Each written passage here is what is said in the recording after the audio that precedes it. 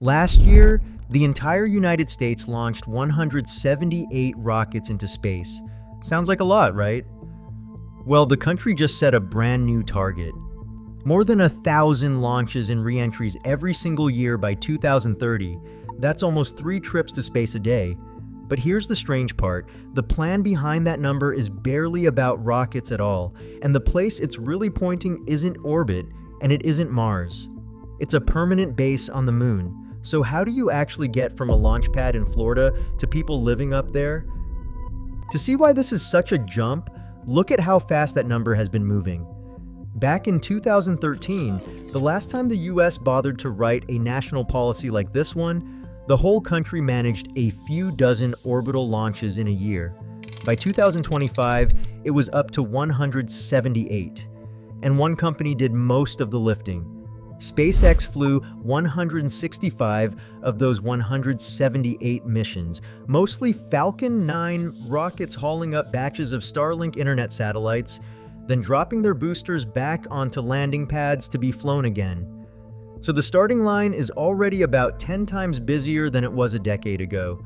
Now, the new policy, signed on August 20th, 2026, wants to take that 178 and turn it into over 1,000 launches and reentries a year. Read that again. Almost 3 flights to space every single day from American soil. Going to orbit would start to look less like a rare event and more like a busy airport pushing planes down the runway. And the thing that genuinely surprised me reading through it, almost none of the plan is about building better rockets. Here's what I mean. When you picture a space program, you picture the rocket, the fire, the tower, the countdown. But rockets aren't really the thing holding us back anymore. We already have rockets that work, and companies lining up to build more. What we don't have is enough ground to launch them from, and a system that can handle 3 of them going up a day without chaos. Think about what one launch actually needs. A pad, a stretch of airspace cleared of passenger planes, a slice of radio spectrum so the rocket can talk to the ground without interference, a permit that says you're allowed to do any of it. Right now, getting all of that lined up can take months, sometimes years, so the new policy goes straight at that pile of paperwork and concrete. It tells federal agencies to go hunt for new places to build launch sites, including on federal land. It tells them to fold rocket launches into the air traffic system the way flights already are, and to carve out what it calls priority airspace, basically dedicated lanes in the sky for rockets. It pushes to guarantee radio spectrum for launches, and it leans hard on speeding up permits and environmental reviews. None of that is glamorous. Nobody makes a poster of a permit office, but that boring stuff is the actual traffic jam, and you can't get to 3 launches a day if every single one is stuck waiting for a runway. Now, this next part is my favorite detail in the whole thing, and most of the coverage skipped right over it. Read the goal again carefully. It doesn't just say 1,000 launches, it says 1,000 launches and re-entries. Re-entries. Coming back down. For most of the space age, that word barely mattered because almost nothing came back. You'd launch a satellite, it would stay up there, and eventually it would burn up in the atmosphere on its own. The only things that really came home were the occasional capsule with astronauts inside. But that's completely changing. SpaceX lands its boosters back on the ground so it can reuse them. Starship, the giant rocket meant to carry people to the moon and Mars, is designed to fly up and then fly all the way back down and land in one piece. Suddenly, stuff coming back from space is going to be a daily event too. And things falling out of the sky at thousands of miles an hour need a very specific, very controlled place to land, far from cities and airports. That's why the policy gives one deadline that stands out. Within 90 days, it wants agencies to identify federal land for a brand new re-entry site. That site wouldn't be for launching at all. It would be a dedicated landing zone, a place for spacecraft coming home to touch down safely. When a government starts planning parking spots for returning rockets, that tells you something about where this is all headed. The future they're building for isn't just one-way trips anymore. So why is all of this happening right now, in 2026, and not 10 years ago? One word: reusability. For most of history, a rocket was the most expensive disposable object ever made. You'd spend the price of a small building, use it once, and watch it fall into the ocean. That's like buying a brand new plane, flying it across the country a single time, and then scrapping it. Of course, launches were rare. They were staggeringly expensive. Then reusable rockets flipped the math. When you can land a booster and fly it again next week, the cost of reaching orbit drops through the floor. That's the real reason one company launched 165 times in a single year. The rockets themselves didn't suddenly get more thrilling. They just got cheap enough and reusable enough to keep flying over and over. And once launch gets cheap and routine, everything downstream becomes possible. You can afford to send up way more satellites. You can afford to make mistakes and try again. And crucially, you can afford to start hauling serious weight somewhere far more ambitious than low orbit. Which brings us to the whole point of the plan. Because 1,000 launches a year is not the goal, it's the engine. The question is what that engine is powering. And the answer is the moon. The people who wrote this policy have said so directly. Michael Kratsios, who runs the White House Science and Technology Office, described it as a commercial-first approach aimed at putting Americans on the moon by 2028, with the first pieces of a moon base in place by 2030. Commercial first is the key phrase there. The old way of going to the moon, the Apollo way back in the 1960s and early 1970s, was the government building basically everything itself at enormous cost for a handful of visits. In total, only 12 people have ever walked on the moon, all of them during a short run of Apollo missions between 1969 and 1972. Then, for more than 50 years, nobody went back. The ones who did it are now in their 90s, or gone. The new approach is different. Let private companies build the rockets and the landers and the cargo runs, buy the service like a customer, and use that cheap, frequent launch to go back to stay this time. And this isn't a someday idea, it's already in motion.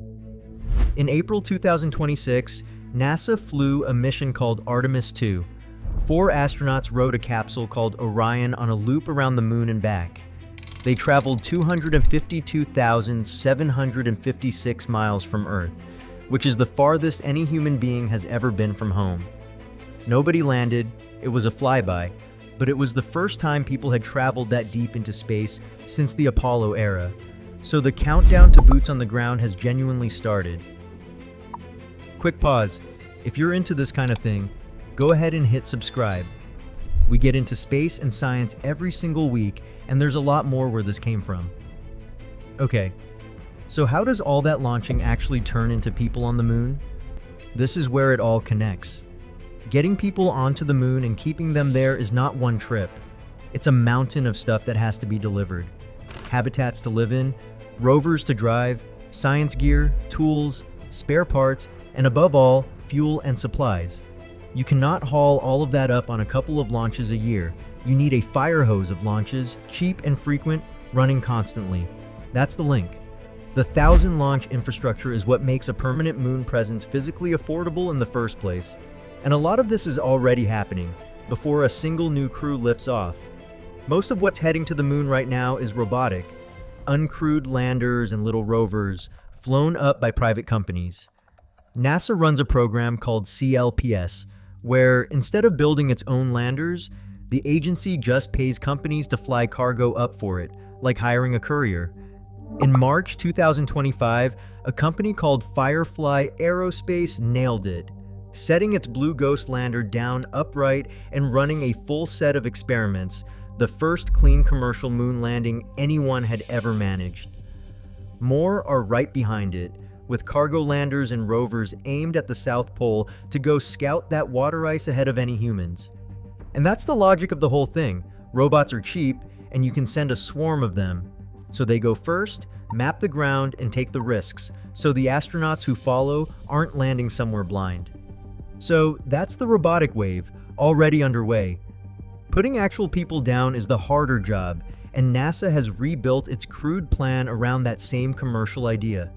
The plan now goes like this. The next mission, Artemis 3, is targeted for around mid-2027, and this is the twist a lot of people missed. it was quietly changed. It used to be the big landing. Now it's a test run. The crew will fly up and practice docking with a brand new lunar lander in orbit without going down to the surface, just to prove the hardware works before anyone trusts it with their life. Then comes the real one.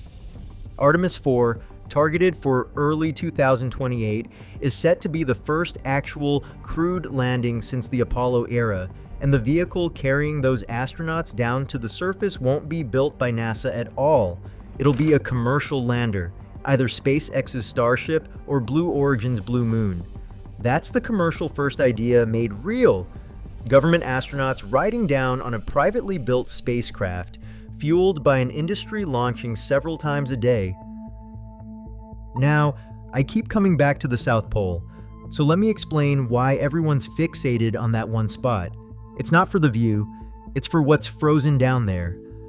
Tucked inside craters near the lunar South Pole are spots that never see sunlight. Some of these permanently shadowed regions haven't felt a sunbeam in billions of years, which makes them staggeringly cold. Cold enough to trap water as ice. And water, up there, is basically treasure. Think about what you can do with it. You can drink it, obviously. You can split it apart into hydrogen and oxygen using electricity. The oxygen gives your astronauts air to breathe. And the same hydrogen and oxygen are exactly what many rockets burn as fuel. So, water ice on the moon does more than keep people alive. It becomes a fuel depot sitting right there on the surface, waiting.